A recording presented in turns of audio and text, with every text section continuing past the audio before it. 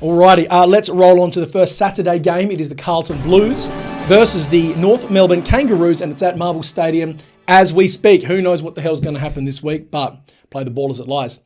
Desmond Van Bus, Comrade Des. Rip through it, mate. I think Carlton are going to win this. Carlton is Sam Walsh. That's it. Sam Walsh. Yep. Holy... Oh, he's absolutely going to win 2 Brownlows for mine. Probably. If he continues on this trajectory, unbelievable. He's out of contract end of next year. Yep. Assume that his current career trajectory continues the way it is. $1 million a year? Yep. Oh, easily. Carlton have to pay that to keep him. I'd have thought. You'd have to. If nothing else, even if he doesn't deserve it, which he does, but you have to keep him. Mm-hmm. You cannot let someone like that walk out the door. Well, if a banged up 19-touch Cripps is worth $700, and around the contest, he can be tagged, but his work rate is unbelievable. Yeah. He just runs all day, and he cannot be stopped around the ground. So you have to give him the $1 million. To shout out to North Melbourne though, they have been playing some good footy. They've strung together much better footy in the last, similar to Crows. They've had a very similar season to Crows 2020. Mm-hmm. I feel like they've actually played better footy than what we did last year. Their upside is a lot higher. Mm-hmm.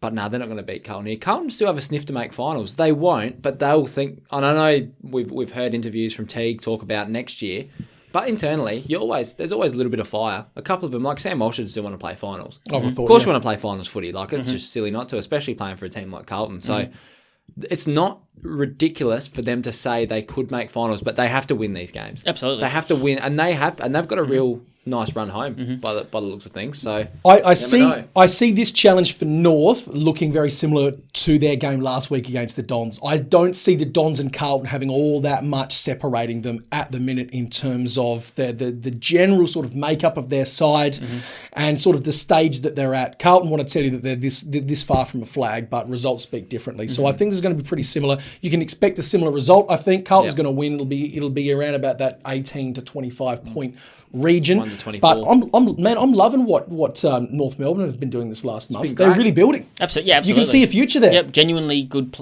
footy at stage. And they've got some good. They've got some talented kids. Absolutely, they've got some good on-field leaders. They're just not blessed with that core nucleus of out and out stars who can hold their own game in, game out to take them to the promised land. Yep. They need a Walsh. They don't have a Walsh. No, not yet. No, don't have a Walsh. Jason Horn maybe. Well, we shall see. But in saying that, I'm going spicy Don roll. I'm tipping the Roos here. I think their last month of footy has actually been better than Carlton's. I would argue that. And I just feel like tipping North Melbourne. So you're welcome to do that. I'm going to do that. This is our show. We can do exactly what we want. Absolutely. Big double finger to the haters. Hear this now. Yeah, no, look, I just like the way the Roos have been going about it, and I think they're probably due a little win again. Yep, can't argue with that. Can't hate it. Now, look, what I'm looking at here, bets-wise, and I very nearly started talking about Essendon, and I'm glad that I didn't because I would have looked foolish. Let's talk Sam Walsh, 30+, goes without saying. Yep. Let's talk Aaron Hall, 25.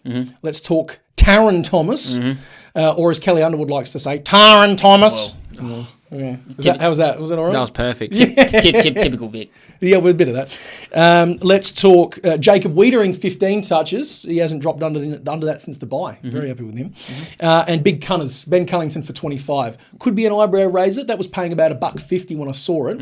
He just had a week off, went home, did the family thing. That's fine. Got a haircut. And that's a low blow. That is a low blow. Accurate, you're out of line, but you're right. I love it. He doesn't get haircuts, mate. He just gets a steel wool and just rubs it over the skull and nubs it down. He had a scalp lather. Put those ones on after that one. Oh, that is well naughty. I'm thinking Cunnington, 25. He's had an unforced week off. All right, he chose to go home. That's fine. So he had a week off, not through to injury. He'll be fresh as a daisy. Yep. He'll be springing out of the blocks. I'm loving all that. That's paying about $9.20. I'm also just looking at Sam Walsh, most disposals, Group 1. Well, yeah. I don't think... Paying? Do you know? No, it was just a more sort of value thing, and it wasn't up on the sports bet. Or redact that. We don't want to talk about any betting companies in here, but we don't favour no one. There's no one in the North midfield that's going to run with him all day. Aaron Hall's probably the most likely guy to topple him, and he's been a bit sort of it's not there up and down at the moment. Not so there. Walshy's just unstoppable. $2.88 if you reckon he'll have 35 touches or more. That's not bad scratch, to be honest. Makes with you. a man pause for thought. It does.